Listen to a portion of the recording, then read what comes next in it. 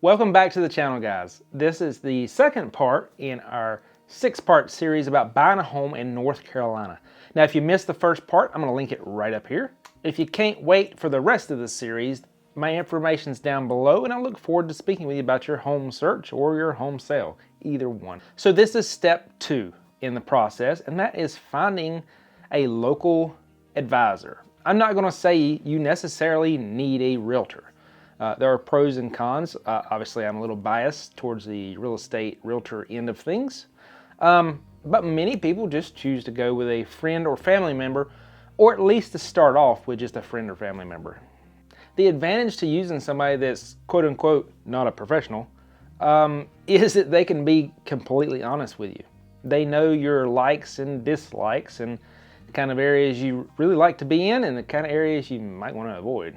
They can tell you there's a crack house down the road because they maybe live in the area or see some shady things going on that they can be right up front with you about and honest. Now, not to say agents aren't honest, but we do have to skirt the line of legalities when it comes to telling people about areas. Only thing we can really tell you legally is about the demographics and what is public knowledge. If you ask your agent, is this a good area? Your agent should reply back, what makes a good area for you? Is it safety? Is it a certain demographic of people? Is it a certain education level? Is it a certain income level? Because it's always going to be different for what you feel is a good place for you. That's why in many of my videos, when you see that bad places or good places to live, I'm quoting websites, statistics, facts. I do not say things like this is a good area or this is a bad area because it's all relative. I've had some people say that are from, let's just say, more dangerous areas of the country that they've come here and they're like, well, there is no bad areas because y'all don't know what bad is until you've seen the areas that I've come from. Now, one of the disadvantages when it comes to using a friend or family member for your advisor is that they may not really be up on the current knowledge of what the market's doing. Is it going up? Is it going down? Are we level? Are offers going over asking price? How much money should I put down to be competitive? How much over asking price? How much under asking price? Can I get it for a deal or not? What's the process like when it's time for me to actually make an offer? Can I make an offer? That's where a real estate professional really comes in because this is what we deal with day in and day out. We're in it every day. So we know where the market's at. Can we maybe get this for a deal? If we can't get it for a deal, I should be able to tell you why you can't get it for a deal. Perhaps it's the kind of market you're in. Perhaps it's the house.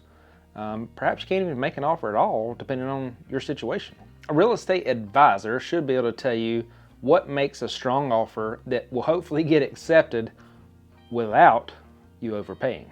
Now, option 2, and what is probably not the best option, so let's say you're sitting around relaxing on a nice weekend, you've been cruising the apps, your favorite real estate app, whatever it might be, you get a notification on your phone that up pops this new listing that's spectacular and you love it. You love it. Your significant other loves it, you want to go see it, you want to buy it, you click contact agent now. Well, the problem is the person you're talking to is not representing you. Now, the second thing that might have happened when you clicked on one of these notifications, you click contact agent again, maybe you don't get the listing agent, maybe you get another agent. See, this is how these companies make money, is by selling your information or your contact information to agents for you to contact. They're paying substantial amounts of money a lot of times so that their contact information for you is in front of them, potential buyers or sellers, so that you're going to be calling them. They'll get a phone call, you say, hey, I'm inquiring about 123 Main Street, I love it, we want to buy it, we want to see it, whatever. While at the same time, the agent has no idea anything about 123 Main Street. They may have never heard of the new listing that you love that just popped up. But that while you're talking and they're saying, sounds good, they're sitting there feverishly trying to look it up on their phone so that they can at least tell you something about it. And again, this person has no affiliation with you, so are they really there for you, or are they just trying to get some information so that they can show you a house down the road? Maybe not that one, because it's probably going to be gone in a couple days. So what is the best way to find your local advisor? I always say the best way is word of mouth. I mean, obviously, if you know someone in the area who has dealt with an agent in the area that you're interested in, they've had direct contact with them, so they know how they do. I've also seen this go poorly too, but most of the time, you've got a good representation there of the performance that they can do for a buyer or a seller. Another way, and how a lot of people contact me, is through Google reviews. Go online and read Google reviews. You know, it's a lot harder to get a good Google review than it is to get a poor one. So if someone is doing a poor job or done a bad job for someone, you know someone with a poor review is definitely more likely to leave a review than someone who's had a positive experience. Now, as far as Google reviews go, don't be fooled when you're looking at some of these people's reviews. If it says a team, or it may just be a single person, but if you see an astronomical amount of reviews, anywhere from, I don't know, 50 to I've seen 400, don't be fooled that this one person has got all 400 reviews. Most of the time they might have 10 or 20 people in the team, and all these reviews are pulled together into this one online group. So it looks like they're doing a lot of production and they've had a lot of positive reviews, even though it's been a multitude of 20 or 30 people that's really made up all these reviews. And again, if you choose one of the ones that have a team, you have most of the time you have a buyer's agent for your buying side and a listing agent for the selling side of properties. And then you probably have an administrative assistant. And the thing is, with the big teams, most of the time you're dealing with more than one person. You have multiple contacts for different things.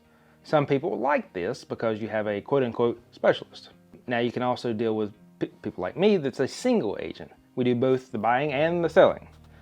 I feel like this gives a better perspective when it comes to making an offer or receiving an offer, because you've seen both sides of the transactions and you know the perspective when a buyer makes an offer on, let's say, your listing. All right, why did they do that? Why are they asking for that? Is that important? Can they still get lending if we don't do what they're asking for? So many times a single agent has a broader range of experience than someone that's on a team. Now you may be telling yourself, this all sounds well and good, but I don't want to pay for a buyer's agent. Why? I feel like I could do it on my own. And you probably could, no lie. But who really pays for it? A buyer's agent commission is already decided, already predetermined. When someone lists a home, they ask the seller, what do you want to pay the buyer's agent? What compensation do you want to pay? And it's listed on the MLS, and even Zillow is listing it now, the percentage that they're paying for the purchase price that goes to the buyer's agent. I know a lot of people that aren't in the know also think they're just going to avoid the buyer's agent and we're going to go straight to the listing agent and I'm going to save that percentage. That's a good in theory, but the problem is now you have no representation and that listing agent is going to love you because they're getting all the commission instead of having to split it with a buyer's agent. And now you're all on your own for any questions, concerns you might have. You better hope you got a close family friend that's well experienced. If you think you might want a buyer's agent or even a listing agent to sell your house and move to North Carolina, we can connect you with numerous agents around the country that we've worked with. There's a link below. Just tell us a little bit about yourself and we will connect you right away with a top-notch agent. Now, if you can't wait for part 3 of this series, my contact info is down below. I'd love to hear from you. And until next time, thanks for watching.